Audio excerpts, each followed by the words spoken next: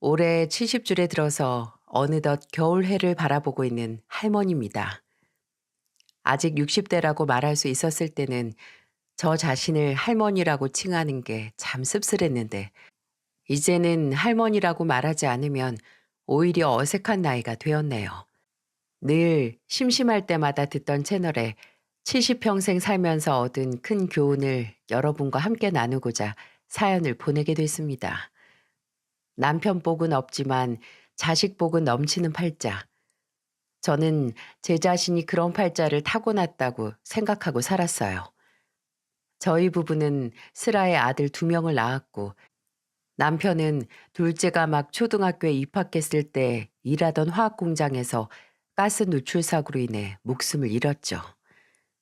참 성실하고 좋은 사람이었습니다.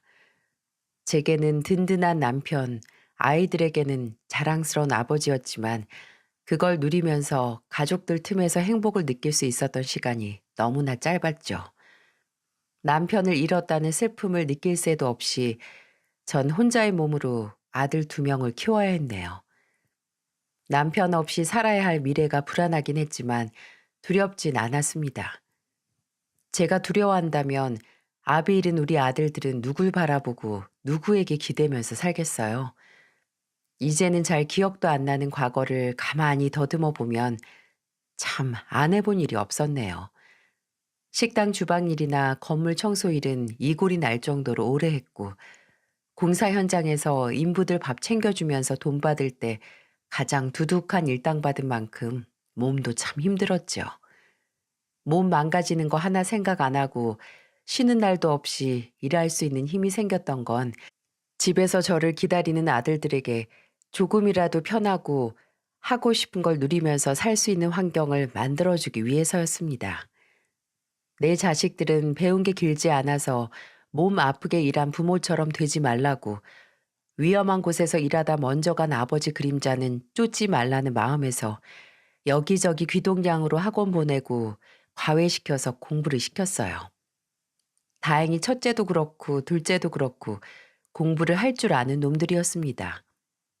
첫째는 타고난 머리보다는 열정과 끈기, 또 목적의식이 분명한 아이였어요. 또 장남이라고 저가 뭐든 열심히 해야 동생도 따라올 거라고 생각할 정도로 책임감도 강했었죠. 둘째는 지 형보다 리더십이나 열정은 조금 약했을지 모르겠지만 타고난 머리가 참 좋았습니다. 어려서부터 눈치도 빨라서 혼이 날까 싶으면 재빨리 애교를 부리면서 빠져나가곤 해서 제가 크게 화낼 수도 없게 만들곤 했죠. 자식들만 보면 이것들은 대체 언제 다 키우나 까마득하게 느껴졌던 시절이 있었는데, 지나온 시절은 눈 깜빡하고 지나간 시간처럼 느껴진다고 하잖아요. 언제부턴가 저보다 키도 몸집도 커지고 쫄래쫄래 쫓아오던 애들이 이제 저보다 먼저 훌쩍 가버리는 뒷모습만 보이는 순간이 왔네요. 아들 녀석 둘 다 지들 애미 고생을 물거품으로 만들어버리지 않고 알아주는 명문대에 들어가서 사회에 나가 자랑스럽게 제 몫을 해내는 어른으로 자랐답니다. 첫째는 대기업에 들어갔고, 둘째는 조금 더 공부해서 로스쿨에 들어가 변호사가 되었어요. 남의 집 화장실 치우고 쓰레기 치우면서 키운 애들이 이렇게 성공했을 줄 누가 알았겠어요. 아니, 그런 줄 알았죠. 저는 정말 제가 자식 농사 하나는 기똥차게 성공을 했다고 착각을 하고 있었습니다. 이제 번듯한 사회인으로 만들어놨으니 조급하게 자식 걱정할 필요 없이 앞으로 저들 인생 잘 사는 거 묵묵하게 지켜볼 일만 남았다고 생각을 했어요. 이제 일 시작했으니 결혼을 한다고 하면 하는 거고, 혼자 산다고 하면 또 그건 나름대로 지 선택이니 하려고 했죠. 저는 첫째가 먼저 결혼을 한다고 할 줄 알았습니다. 장남이라서가 아니라 오래 사귀던 아가씨가 있었거든요. 첫째가 군대 갔을 때도 기다렸고, 또 취업 준비할 때도 묵묵히 옆에서 도와줬던 착한 아가씨였어요. 5년 이상을 사귄 사이라 애미인 저도 몇 번씩 얼굴을 봐서 알고 있었고요. 종종 저를 만나러 오면 제가 좋아하는 전병이나 인절미, 카스테라 같은 걸 사들고 오기도 하고 꼭 제 생일을 챙겨서 꽃바구니를 보내주기도 했으니 제가 안 예뻐할 수가 있나요? 너무나 당연하게 그 아가씨와 첫째가 결혼할 거라고 예상을 했고 저도 그 아가씨가 제 며느리가 된다면 정말 딸처럼 어여쁘고 소중하게 여기리라고 생각을 했는데 그 두 사람의 결혼 소식은 평생 들을 수 없었습니다. 오히려 첫째보다 둘째가 먼저 결혼 소식을 알려왔어요. 둘째는 변호사가 된 후 들어간 로펌에서 1년차 경력을 쌓았을 때쯤 만난 아가씨가 있다고 제게 넌지시 전해왔는데 같은 곳에서 일하는 변호사라고 하더군요. 제 짝을 만났다고 좋아하면서 제게 인사를 시키고 바로 결혼 준비를 할 거라고 하더군요. 만나보니 아주 밝고 똑부러진 게 인상이 아주 좋았어요. 본인이 하는 일에 자부심과 열정이 있어 보이는 모습이 아무리 제가 손윗 사람이라고 해도 배울 점이 많은 아가씨라고 생각을 했네요. 둘째는 제게 결혼 상대를 소개시키고 나서 바로 결혼 준비를 했고 다음 해 봄에 결혼식을 올렸어요. 그리고 첫째는 원래 사귀던 아가씨와 헤어졌다는 소식을 알려온과 동시에 바로 다른 아가씨와 만나기 시작하더군요. 동생 결혼식 날 원래 사귀던 아가씨와 함께 올 거라고 생각을 했는데 생전 처음 보는 아가씨를 데려오는 게 아니겠어요? 제가 한창 결혼식에 온 사람들을 맞이하면서 정신없이 인사를 하고 있는데 갑자기 옆에 있던 첫째가 나가더니 얼마 안 있어 제게 데려온 의문의 아가씨를 보고 어리둥절한 표정을 지을 수밖에 없었죠. 기훈아, 옆에 있는 아가씨는 지금 저랑 만나고 있는 사람이에요. 보람아 인사드려. 안녕하세요. 황보람이라고 합니다. 어? 그래요. 반가워요. 당장 그 전에 오래 만났던 아가씨와 언제 헤어졌는지, 왜 헤어졌는지 물어보고 싶었지만 이제 사귄다는 사람 앞에서 꺼낼 수는 없는 노릇이잖아요. 그래서 일단은 둘째 결혼식이니 정신도 없어서 그냥 넘어갔죠. 하지만 그 후에도 어떻게 된 일이냐고 물어도 별다른 대답을 하지 않더군요. 그저 이렇게만 말했습니다. 그냥 오래 사귀어서 그런지 더 이상 마음이 예전 같지 않아서 헤어졌어요. 오래 사귄다고 다 결혼해요? 만난 지 얼마 안 돼도 잘 맞기만 하면 얼마든지 결혼할 수 있어. 말이 나와서 말인데 저 보람이랑 결혼할 거예요. 보람이가 정말 제 인생의 짝이라는 확신이 있어요. 제가 아깝다고 해도 당사자는 아니라고 하는데 무슨 할 말이 있겠어요? 물론 그 전에 만나던 아가씨가 인간적으로도 여러모로 너무 좋은 사람이라는 걸 알고 있지만 이미 헤어졌고 또 아들이 새롭게 만나 이제는 결혼을 결심까지 했다니 그냥 받아들여야죠. 첫째는 얼마 안 가 결혼할 아가씨를 집으로 데려와 인사를 시켰습니다. 얼마나 만났든 그 전에 누구를 만났든 상관없이 이제 가족이 될 사이이니까 기쁘게 환영을 해주려고 했죠. 그런데 뭔가 말할 수 없는 느낌이 들었네요. 어머니는 학원 운영하시다가 은퇴하셨고요. 아버지는 작은 회사 하나 운영하고 계세요. 저는 아버지 회사에서 일하고 있긴 한데 기훈 씨랑 결혼하면 바로 그만두려고요. 어머, 아깝지 않겠어요? 그래도 아버지 회사에서 일 배우는 건데 나중에 이어받을 수도 있잖아요. 그건 제가 할 게 아니라 기훈 씨가 할 일이죠. 안 그래도 결혼식 전부터 아버지 따라 사업한다고 하는데 잘 됐죠. 어? 사돈 어른 사업을? 기훈아, 이게 다 무슨 소리냐? 어머, 나 괜한 소리 했나? 기훈 씨, 어머님한테 아직 말 안 했어? 아, 어머니, 저 지금 회사 그만두고 제 사업을 한번 해보고 싶어서요. 이번에 장인어른 만나서 조언도 많이 구했어요. 몇 년 뒤면 저도 마흔인데 제가 해보고 싶은 거 한번 도전해 봐야죠. 그렇게 어렵게 들어간 남들은 들어가고 싶어서 안달난 대기업을 그만두고 무슨 사업을 하겠다는 건지 이해가 안 갔죠. 하지만 제 인생도 아니고 아들 인생이거늘 아무리 걱정이 되고 불안해도 뭐라 반대 한마디를 하기가 조심스러웠어요. 그건 아들의 결혼도 마찬가지였고요. 아무리 생각을 해도 첫째는 정말 제 짝을 찾아 이렇게 성급하게 결혼을 하는 게 아니라 자재 사업을 하는 사돈의 후광에 현혹돼 이 결혼을 하는 게 아닌가 싶은 무거운 의문을 떨칠 수 없더라고요. 그리고 나중에 둘째가 제게 꺼낸 이야기를 듣고 나서 이 생각이 더욱더 선명해졌죠. 엄마, 예전에 형이 사귀던 사람 있잖아요. 왜 현정이 누나, 그 누나 나한테 연락 왔었어요. 형 결혼한다는 소식 들었다고 언제 만난 여자랑 하는 거냐고 물어서 저도 정확하게는 잘 모른다고 했죠. 근데 느낌이 좀 형이 혹시 바람 피운 건 아니겠죠? 행여 이게 사실일 거라고 생각하고 싶지 않았습니다. 내가 키운 자식이 출세에 눈이 멀어 오랜 시간 본인만을 바라보고 헌신한 여자를 버리고 배경 좋은 여자를 선택했다는 사실을 어떻게 믿을 수 있겠어요? 아들이 확실한 야망이 있고 출세에 욕심이 있긴 했지만 설마 그러리라고는 생각도 못했어요. 나중에 첫째를 앉혀놓고 아무리 물어도 명확한 확답은 안 주고 입을 꾹 다물길래 어미로서 인생의 선배로서 이 한마디 했습니다. 기훈이 네가 말을 안 해주니까 진실이 뭔지 내가 알 길은 없다만 만약 네가 출세에 눈이 멀어 현정이 같은 애 버린 거면 평생에 걸쳐 한 번쯤은 후회할 일이 생길 거다. 성공이 다가 아니야. 조건 없이 너 위해주는 사람 하나 얻는 게 더 큰 행복이지. 첫째는 이 말을 들으며 아무 말 없이 가만히 눈만 내리깔고 있었고요. 이런 제 우려와 달리 첫째는 결혼 후 별탈 없이 잘 지내긴 했습니다. 첫째는 말한 대로 회사를 그만두고 본인이 모았던 돈으로 작은 회사를 차렸어요.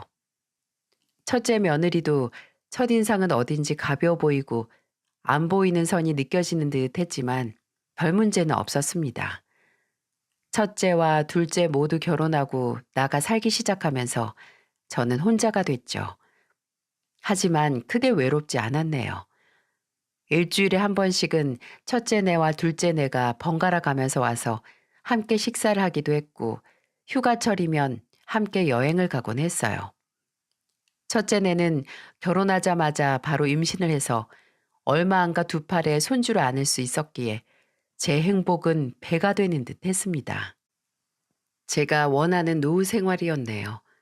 먹고 살 걱정 없이 그냥 손에 있는 대로 주제에 맞게 생활하면서 가족과 좋은 시간을 보내고 자식들이 다 컸으니 이제 손주가 자라는 모습을 보면서 예전에 느꼈던 기쁨을 다시 맛보는 그런 일상적인 행복 말입니다. 특히나 둘째 며느리가 생긴 후에는 없던 딸이 생긴 것 같기도 했어요. 사실 둘째 며느리는 학생 시절에 어머니께서 돌아가셔서 늘 어머니의 빈자리를 채우지 못해 외로웠다고 해요. 그건 처음 제 집에 와서 인사를 했을 때부터 말을 했었고요. 이제 정말 저를 본인의 부모님처럼 생각할 거라고 하길래 제가 아무리 그래도 시자가 붙은 어머니는 다를 텐데 하고 웃으면서 말했더니 아주 단호한 표정으로 이렇게 말하더라고요.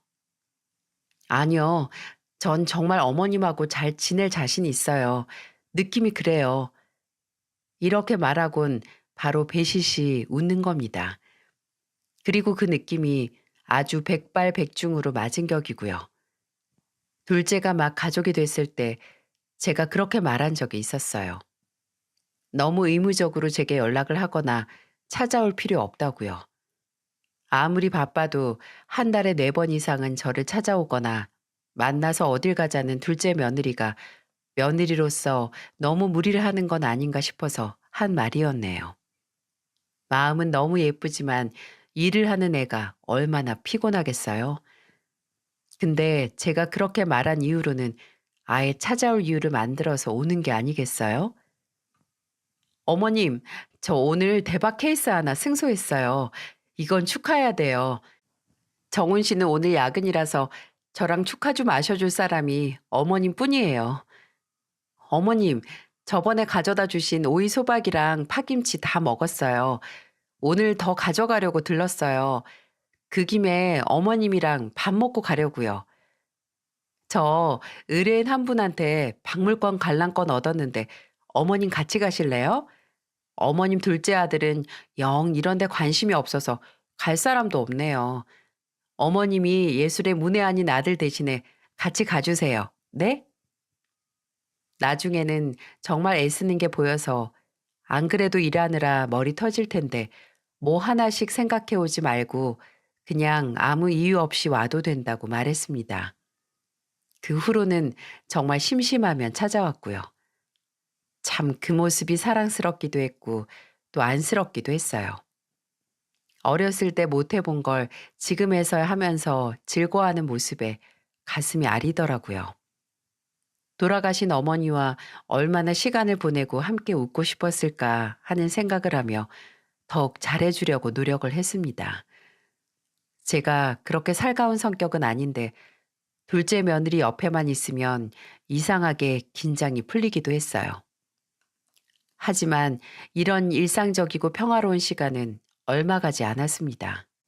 첫째 손주가 막 2살이 되어갈 무렵 제 평화로운 일상이 점점 흔들리는 게 발바닥에서부터 느껴지는 것 같았네요. 그 시작은 오히려 좋은 소식으로 시작했습니다. 첫째 아들이 홀로 시작한 사업은 예상보다 결과가 부진했는데 그래도 혼자 뭐든 시작하겠다는 모습을 좋게 본 건지 사돈 어른께서 손을 내밀어 준 거예요. 본인이 하는 자재 사업 말고 곁다리로 시작한 다른 사업 대표 자리에 첫째를 앉히겠다는 거였어요. 첫째에게 직접 들은 게 아니라 법률 자문 때문에 먼저 이 소식을 들은 둘째가 제게 전하긴 했지만 기쁘긴 하더군요. 이게 첫째가 바라던 거였고 결국 이뤄내긴 했으니 부모로서 축하를 했죠. 하지만 이게 비극의 시작일 줄 누가 알았겠어요? 둘째네보다 적긴 했지만 종종 첫째네와도 왕래가 잦긴 했습니다. 첫째 며느리는 워낙 주방일에 까막눈 수준이라서 제가 둘째네보다도 밑반찬을 더 많이 챙겨줬어요. 첫째 며느리도 그걸 고마워했고요.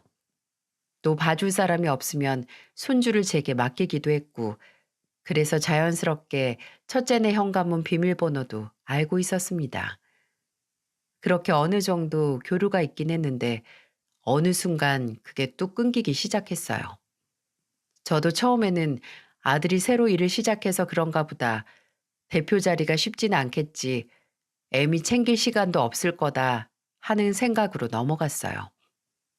전화를 하면 부재중으로 넘어가기 일쑤였고 문자에는 답장도 없었지만 그러려니 했습니다. 첫째 며느리는 전업주부이긴 하지만 뭐 따로 바쁠 일이 있겠거니 했어요. 근데 그게 그저 바쁘기만 해서가 아니라는 걸 알아버린 결정적인 사건이 있었네요. 제 생일이 다가오고 있던 때였습니다. 나이가 들면 생일은 그저 올해 내가 몇 살인지 세어보는 쓸쓸한 날일 뿐 크게 축하할 것도 없긴 했지만 둘째 내는 날을 잡아서 다 같이 호텔에서 축하할 겸 식사를 하자고 하더군요. 근데 둘째에게 연락을 받은 첫째 내는 불참한다는 소식을 보내왔어요. 이유는 바로 장인 장모의 결혼 기념일 기념으로 다 같이 싱가폴로 해외여행을 간다는 것 때문이었죠. 솔직히 서운한 마음이 하나도 없다고 한다면 거짓말이었겠죠. 하지만 제 생일은 매년 챙겼었고 사돈네 결혼 기념일 축하 여행은 매년 오는 게 아니니까 그럴 수 있다고 생각했어요. 또 첫째 아들이 본인이 원하는 성공을 거둔 데는 사돈 어른의 영향력이 전부였으니 첫째 내가 빠질 수 없기도 했겠죠. 문제는 그 후였네요. 제 생일 당일도 그렇고 또 첫째 내가 여행을 다녀온 후에도 그렇고 연락 한 번이 없는 거예요. 그래도 생일 당일에는 축하 메시지 한 번은 남기겠지 했는데 감감무소식이고 여행 갔었으니 정신이 없었나 보다 해서 기다리고 있었는데 그 후에도 아무런 소식이 없는 거예요. 그래도 여행에 갔으니 작은 거라도 제 생일 축하한다고 사와서 늦게라도 생신 축하드린다 말을 들을 줄 알았는데 제가 너무 많은 걸 바란 건가요? 며칠 후에 집에 찾아온 둘째네와 밥을 먹으면서 가볍게 반주를 먹었는데 그때 불현듯 첫째에게 먼저 전화를 해야겠다는 생각이 들더군요. 취하진 않았어요. 그냥 먼저 전화를 하면 그동안 계속 제 연락을 무시하고 제 생일도 모른 척한 이유를 알 수 있지 않을까 했어요. 여보세요? 기훈아, 너 집이니? 네, 어머니 그런데요. 이 밤에 왜 갑자기 전화를 하셨어요? 무슨 일 있어요? 아니, 네가 여행 갔다 와서 별다른 연락도 없길래 했어. 잘 다녀왔니? 아, 네, 잘 다녀왔죠. 갔다 와서 바빠서 연락을 못 했어요. 누구야? 어머님이야? 어, 왜 연락 안 했냐고. 뭐야? 뭐 맡겨 놓으셨대? 순간 휴대폰 너머로 첫째 며느리의 목소리가 설핏 들리는가 했어요. 집에 있다니 옆에 있나 보다 했는데 아주 불만이 덕지덕지 묻은 목소리와 내용에 말문이 턱 하고 막히는 겁니다. 보람이 같이 있니? 보람이 걔가 지금 나한테 하는 말이야? 아휴, 어머니가 이 밤에 연락 안 했다고 전화까지 하시니까 이러는 거 아니에요. 아니, 내가 전화하자마자 다짜고짜 너네한테 왜 연락 안 했냐고 타박이라도 했니? 그냥 여행 잘 다녀왔나 궁금해서 전화한 게 그렇게 싫대? 예, 보람이 전화 좀 받으라고 해라. 너무 어처구니가 없어서 저는 첫째에게 며느리를 바꿔달라고 했고, 첫째는 한숨을 푹 쉬더니 이내 며느리에게 전화를 건넸어요. 며느리는 아주 퉁명스러운 목소리로 전화를 받더라고요. 보람아, 너 내가 지금 밤 10시에 전화한 게 그렇게 불만이니? 내가 너나 기훈이가 내 생일날 전화 한 통, 문자 한 통 없다고 뭐라 하기라도 했니? 뭐가 그렇게 안 입고 와서 옆에서 투덜거리고 있어? 어머님, 생각 좀 해보세요. 어머님 지금 말하신 거 다 불만이시긴 하잖아요. 그죠? 그래서 전화하신 거 맞잖아요. 네가 그걸 어떻게 하니? 난 그냥 처음에는 너희가 여행을 잘 다녀왔는지 무슨 일 없는지 궁금해서 전화한 건데 먼저 그거에 불만을 표출한 건 보람이 너 아니니?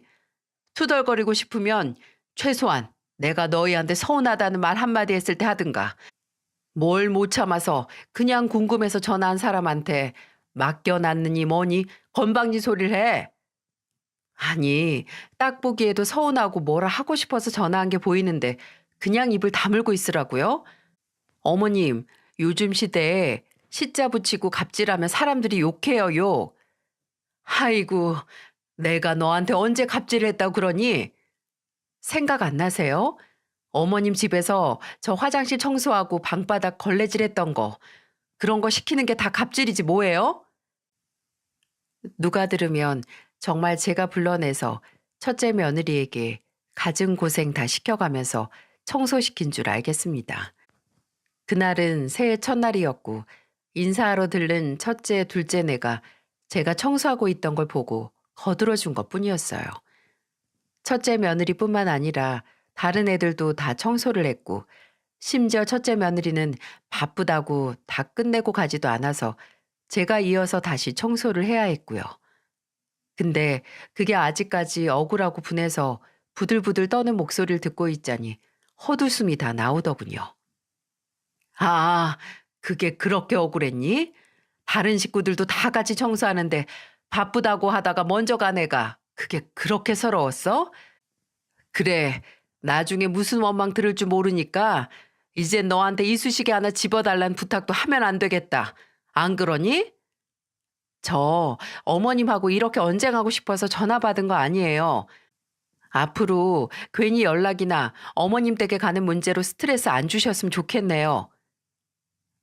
불리하니까 바로 말 돌려서 마치 본인이 이 일의 피해자인 것처럼 말하는 첫째 며느리의 말을 듣자마자 저 또한 괜히 시간 낭비, 감정 낭비하고 싶지 않아 바로 끊었습니다. 옆에서 모든 통화 내용을 듣던 둘째네도 어이없어 하더군요. 진짜 살다 살다 제 딸버린 애한테 별 이야기를 다 들었습니다. 그 후로도 첫째 며느리는 작정한 것처럼 굴더군요. 본인한테 필요 없을 때는 시어머니에게도 남처럼 굴었습니다. 그날 통화했던 건 별다른 대화 없이 없던 일처럼 그냥저냥 넘어갔는데 하루는 손주를 봐달라는 말을 듣고 가서 봐준 날이 있었어요. 첫째 며느리는 외출을 하고 저는 남아서 손주를 재우고 차 한잔 하기 위해 주방으로 갔죠.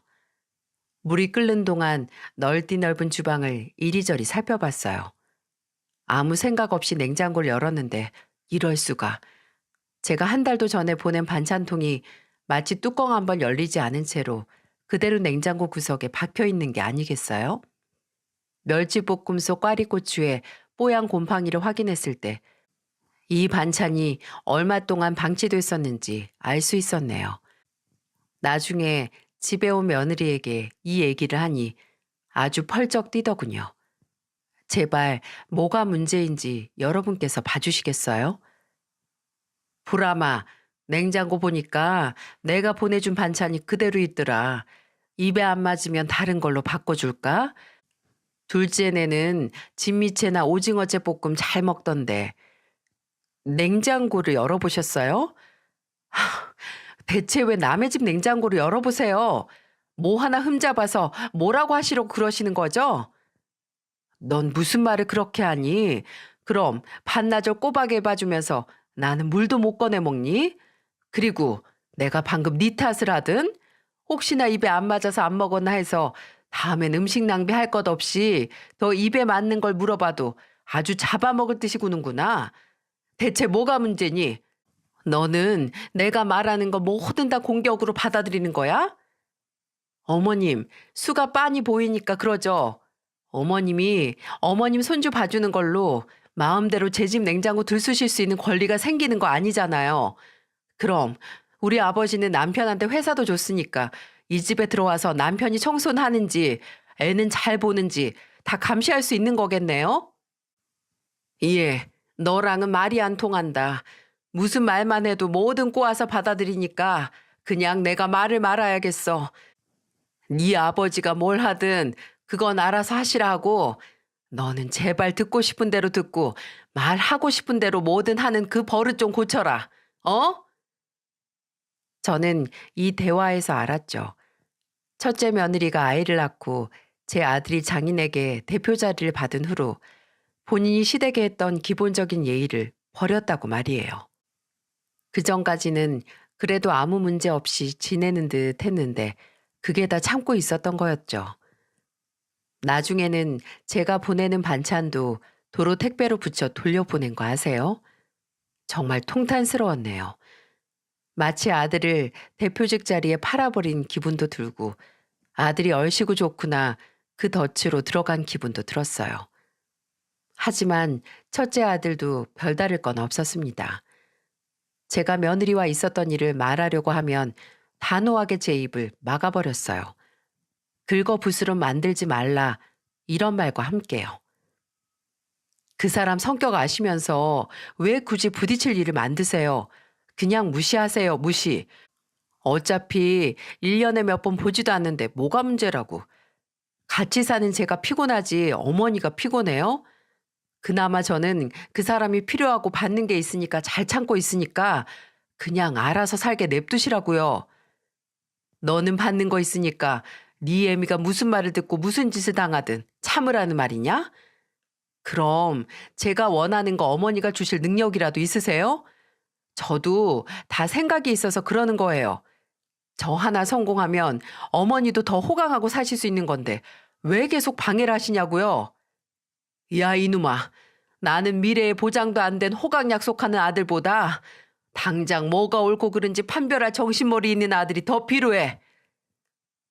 이 말만 들으면 첫째 아들이 천하에 둘도 없는 건방진 불효자식이라는 생각이 드시죠? 하지만 이러지 않았습니다. 욕심은 있었어도 그 욕심에 눈이 멀어 애미한테 가만히 좀 있으라고 으름장을 놓는 놈은 아니었어요.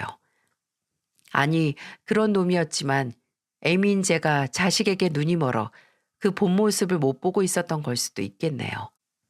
저는 여기서 살면서 받은 모든 충격적인 일을 다 겪었다고 생각을 했는데 그게 끝이 아니었네요.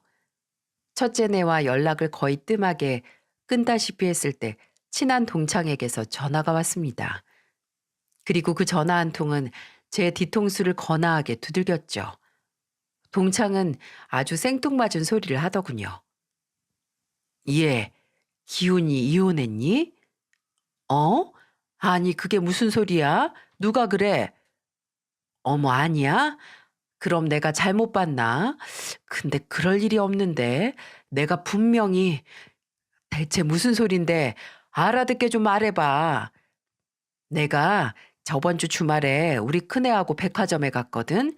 강남에 있는 애가 지갑 사준다고 좋다고 따라가서 명품 매장 맞은 1층에서 돌아다니고 있었지. 근데 거기서 네 첫째 며느리를 봤지 뭐야. 그래, 걔가 백화점 가는 게 뭐. 아유, 근데 그 며느리가 혼자가 아니었으니까 문제지. 어떤 훤칠한 남자랑 팔짱 끼고 가던데. 둘이 쇼핑한 건지 그 남자 양팔에 명품 브랜드 로고 박힌 쇼핑백이 잔뜩 들려 있고.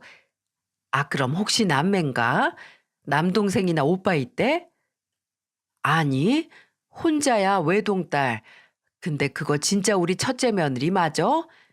잘못 본 거 아니고? 자기 며느리가 어디 흔한 인상이야?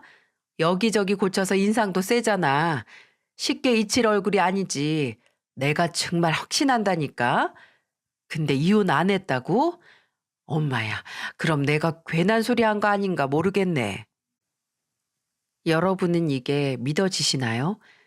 동창과의 전화를 끊은 후에도 설마 아니겠지, 사촌은 아닐까 하는 생각을 계속했지만 동시에 뒷골이 뻐근해지면서 모든 것에 초월한 기분도 들더라고요. 아무리 부부 사이 일은 당사자들끼리 해결을 해야 한다지만 혹시 이 일이 사실이고 첫째 아들이 모르고 있다면 어떻게 해야 할지 감당이 안 되는 거예요. 당장 둘째 아들에게 상의를 한다면 혹시 지형한테 바로 달려갈까 싶어서 저는 이 복잡한 속을 둘째 며느리에게 털어놨죠. 오랜만에 둘이서 밥 먹자고 집으로 부른 후에 넌짓이 있었던 일을 말하니까 둘째 며느리가 한동안 사력 있게 고민을 하는 듯 했습니다. 그리고 명쾌하게 말하더군요. 어머님, 이 일은 일단 확실하게 정말 형님이 바람을 피우는지 아닌지 알아보는 게 우선이에요. 아무리 남녀 관계는 건드리지 말라고 하지만 가족 일인데 어떻게 강 건너 불구경을 해요. 근데 바람인지 아닌지 알아도 기훈이 걔가 헤어진다고 할까? 걔 지 장인어른 등에 업고 사장된 지 얼마 되지도 않았는데 듣고 나서 어떻게 할지는 아주버님이 결정하는 거고 일단 어머니께서는 이미 이렇게 알게 된 거 가만히 있을 수 있으세요? 아니 못 있지. 네 말이 맞다. 일단 제가 로펌에서 일할 때 자주 찾는 흥신소에 먼저 말해둘게요. 만약 정말이라면 증거가 더 잡히겠죠. 그게 나오면 어머니께서 아주버님께 말을 하실지 아니면 그냥 언젠가 밝혀지게 냅둘 것인지 선택하세요. 근데 제 생각에는요, 어머님, 아주버님도 알 권리가 있고 또 회사 그게 뭐라고 인간으로서 남편으로서 최소한의 존엄성을 포기하겠어요? 가만히 생각해 보니 저도 둘째 며느리의 의견에 동의를 했어요. 만약에 첫째 아들이 대표 자리에 앉으면서 잊고 있었던 최소한의 자존심이 있다면 본인 안의 실체를 알고 옳은 선택을 하겠죠. 저는 그렇게 둘째 며느리의 도움으로 불륜 의혹이 대두된 첫째 며느리 뒷조사를 시작했습니다. 기다리는 시간이 참 영원처럼 느껴지고 한편으로는 아예 불륜이 맞아서 갈라서길 바라면서도 또 한편으로는 그냥 추문에 불과해서 첫째 아들이 상처 안 받고 둘이서 지지고 볶고 살길 바랐어요. 한마디로 복잡했습니다. 그리고 3주 뒤에 이 복잡한 심정을 단번에 정리할 결과를 받고야 말았네요. 둘째 며느리가 의뢰했던 흥신소에서 받은 결과물을 들고 제 집에 나타났을 때 이미 둘째 며느리 표정에서 어떤 결과가 나왔는지 알 수 있었어요. 어머님, 일단 결과는 이렇게 나왔으니까 내용은 저는 안 보셨으면 좋겠어요. 들으시는 거랑 직접 보는 거랑 받으실 충격이 다르실 거예요. 아니다, 희정아. 걱정해 주는 거 고마운데 내가 두 눈으로 직접 봐야 내 아들도 보여줄 수 있는 거지. 둘째 며느리의 말대로 정말 직접 확인하는 게 충격이 어마어마하더군요. 사진과 동영상에는 분명 첫째 며느리가 찍혀 있었고 누군지 모를 남자와 손을 잡고 같은 차에 타고 차 안에서 서로 볼에 입을 맞추고 그 차에서 내려서 거의 부둥켜 안다시피 한 몰골로 걸어서 으리으리한 호텔로 들어가는 모습까지 찍혀 있었어요. 심지어 그 호텔의 내부인지는 모르겠지만 수영장 안에서 서로 안고 수영하는 모습도 서슴없이 스킨십인지 뭔지를 하는 꼴까지 다 확인할 수 있었네요. 저는 한참 고민에 빠졌습니다. 이걸 첫째 아들에게 보여주는 건 이미 결정을 했고, 만약 아들이 이걸 봤음에도 제 욕심에 이혼을 안 하면 어쩌지 하는 그런 고민 말이죠.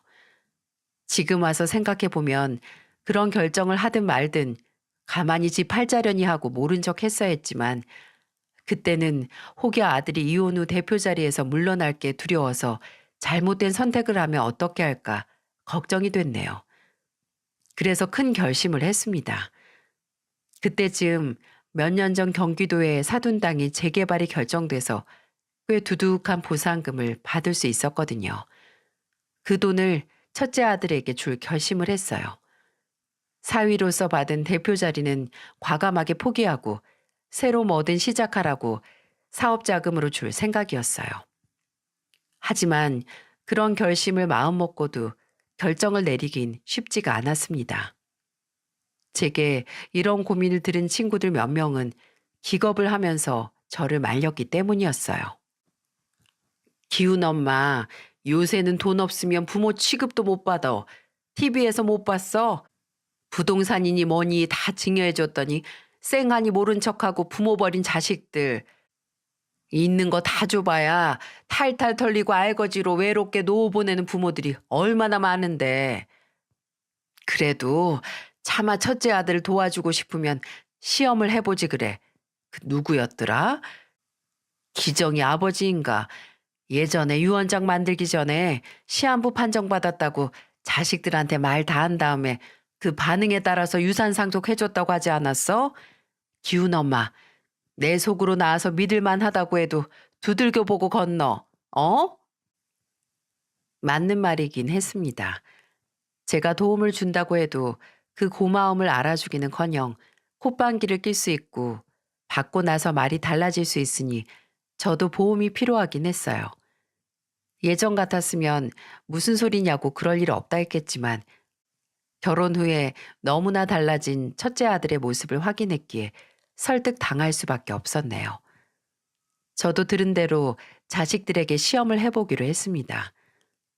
부모로서 인간으로서 거짓말로 상대의 반응을 끄집어낸다는 게 좀 양심이 찔리긴 했지만 당장 뭐든 가릴 게 없는 제가 못할 게 뭐가 있겠어요. 일단 둘째네에게 먼저 제가 췌장암 중기라는 거짓 고백을 했습니다. 어땠을까요? 아직도 그 생각을 하면 미안해서 어쩔 줄 모르겠어요. 둘째 아들과 며느리는 서럽게 울었습니다.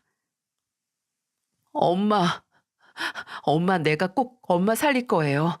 전국의 모든 병원을 다 뒤져서라도 엄마 고칠 의사 꼭 찾아낼게요. 그러니까 제발 나쁜 생각하지 마세요. 저 엄마 절대 포기 안 해요.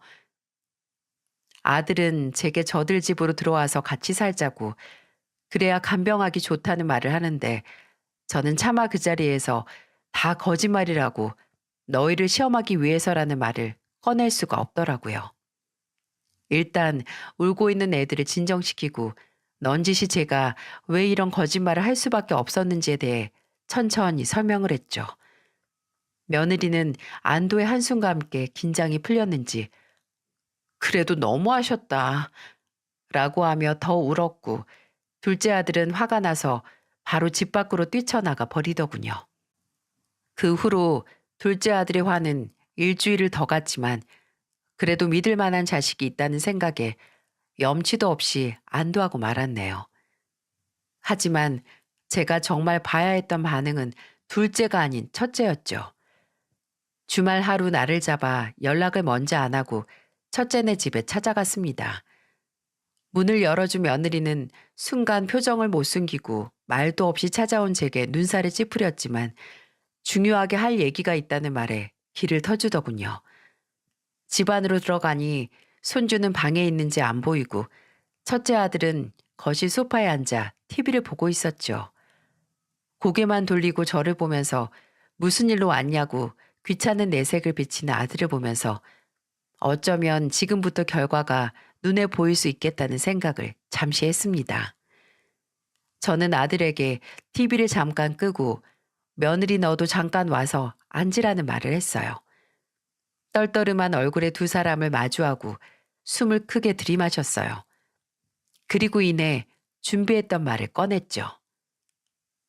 지난주에 조직 검사를 했는데 결과를 보니까 내가 췌장암이더라.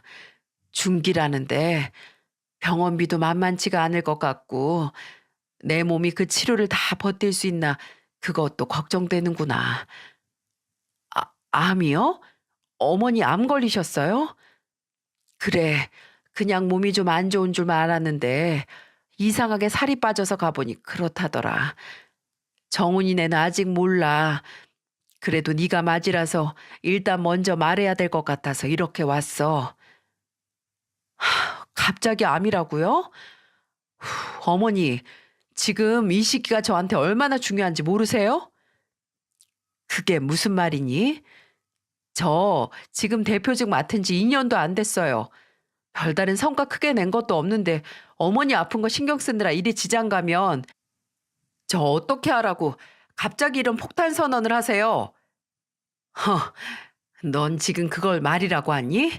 내가 폭탄 선언을 하고 싶어서 했겠어? 아니, 당장 그렇게 급한 거 아니면 잠깐 어머니만 알고 계시거나 정훈이한테 가셨으면 됐잖아요. 그러게. 어머님, 왜 저희한테 먼저 오셨어요? 서방님네도 명색이 변호사 부부인데 돈 잘 벌 거 아니에요. 혹시 지금 저만 놀고 있다고 저한테 간병 부탁하려고 하시는 건 아니죠? 이 사람 어머니 간병 못해요. 평생 굳은 일 한번 해본 적이 없는데 어떻게 간병을. 지금 내 입에서 간병에 간자 한 번이라도 튀어나온 적 있니? 왜 지레 겁먹어서 헛소리들이야?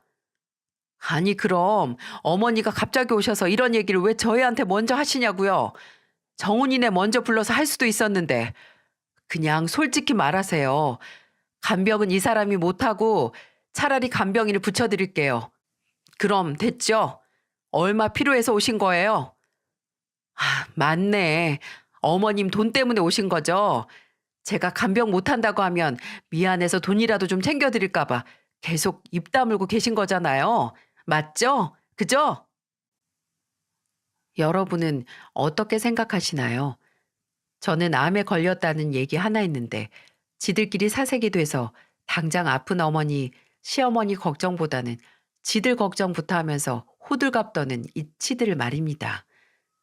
충격을 먹기보다 몸속에서 뭔가 빠져나가는 기분이 들었네요.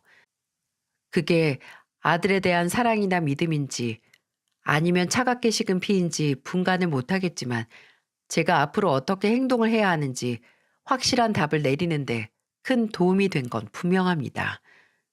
저는 표정에 미동도 없이 두 사람에게 말했어요. 내가 니들한테 뭘 바라겠니?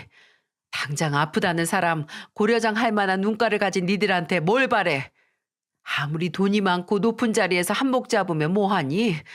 이렇게 마음에 여유 하나 없이 뭐 하나 손해볼까, 뭐 하나 잃을까 전전긍긍하는데 니들을 보면 내가 이 나이에도 뼈에 새길 만한 교훈을 얻는다.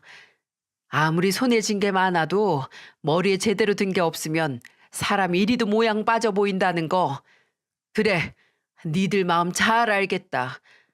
앞으로 당장 내일이라도 내가 꼬꾸라져도 그 어떤 도움도 너희한테는 안 바랄 거야. 그럼 좀 마음이 편하겠니?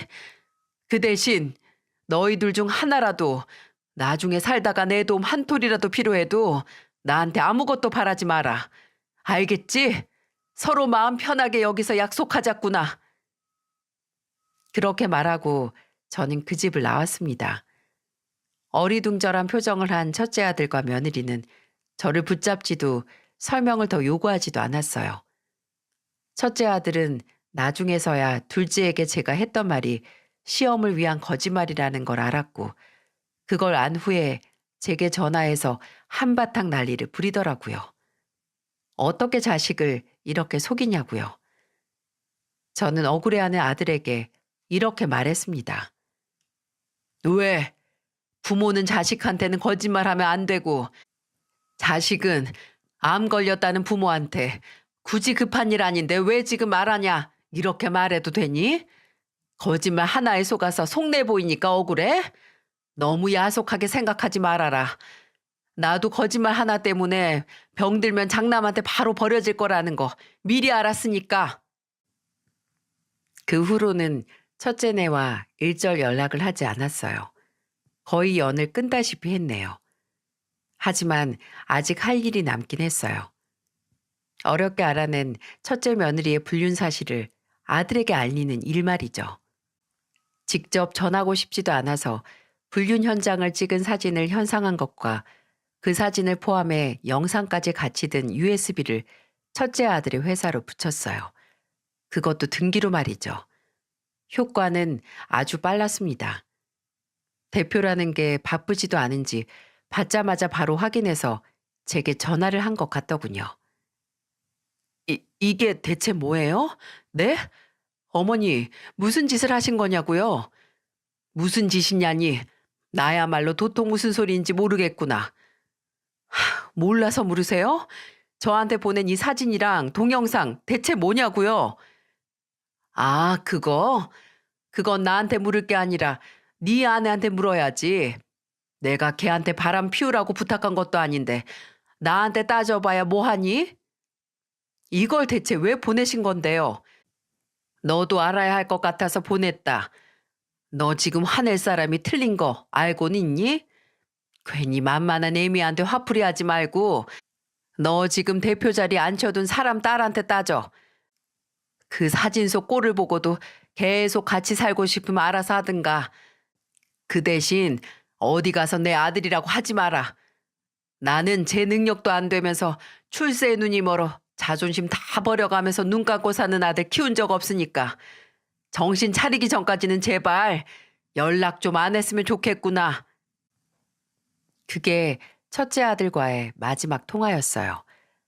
그 후로 첫째 아들에 대한 건 모두 둘째 아들을 통해 들었어요. 그 일이 있고 몇 달 후에 첫째는 둘째에게 이혼 문제로 상담을 했다고 해요.